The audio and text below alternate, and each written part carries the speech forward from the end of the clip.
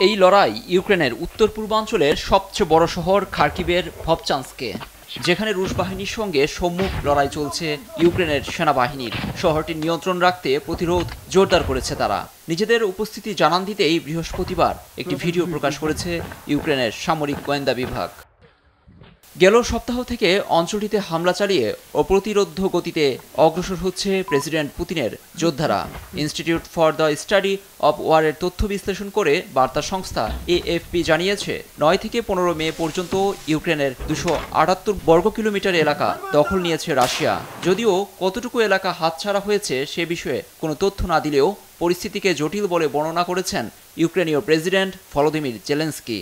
প্রতিরক্ষা বাহিনীর শীর্ষ পর্যায়ের সঙ্গে আলাপের পর বৃহস্পতিবার তিনি দাবি করেছেন পরিস্থিতি তাদের নিয়ন্ত্রণেই রয়েছে। রাশিয়া সম্প্রতি সেখানকার কয়েকটি গ্রাম নিয়ন্ত্রণে নিলেও বৃহত্তর অর্থে খার্কিভের পতন ঘটানোর সামর্থ্য নেই মস্কোর। বৃহস্পতিবার এমন দাবি করেছেন ইউক্রেনের মিত্র পশ্চিমা সামরিক জোট ন্যাটোর এই কমান্ডার। আমি বিশ্বাস করি না ইউক্রেনীয় ভূখণ্ডে এগিয়ে যেতে রাশিয়ার সেই কৌশলগত সক্ষমতা নেই। তবে সীমান্তের কিছু জায়গায় অগ্রগতির ক্ষমতা থাকতে পারে, সেখানে ক্ষয়ক্ষতিও চালিয়েছে তারা। আমি ইউক্রেনীয় কর্তৃপক্ষের সঙ্গে নিবিড় যোগাযোগ রাখছি, আশা করি ফ্রন্টলাইন তারা ধরে রাখবে।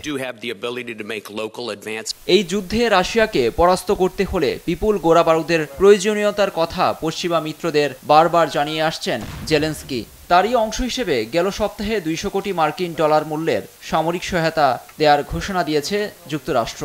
এই সহায়তা যেন দ্রুত কিয়েভে পৌঁছে যায় সেই কথাই শুনিয়েছে ন্যাটো।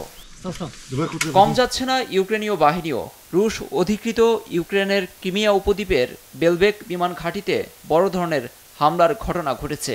স্যাটেলাইট ছবিতে দেখা গেছে সেখানে থাকা একাধিক যুদ্ধবিমান ক্ষতিগ্রস্ত হয়েছে। এই হামলার পেছনে মস্কো কিয়েভকেই দায়ী করছে। এদিকে রাশিয়ার সঙ্গে অস্ত্র বিনিময়ের অভিযোগ রয়েছে উত্তর কোরিয়ার বিরুদ্ধে, যা কিয়েভের বিরুদ্ধে ব্যবহার করছে মস্কো। তবে শুক্রবার এই বিষয়টি অস্বীকার করেছেন উত্তর কোরিয়ার সর্বোচ্চ নেতা কিম জং উনের প্রভাবশালী বোন কিম ইও জং। লুৎফর কবির, নিউজ ডেস্ক, দেশ টিভি।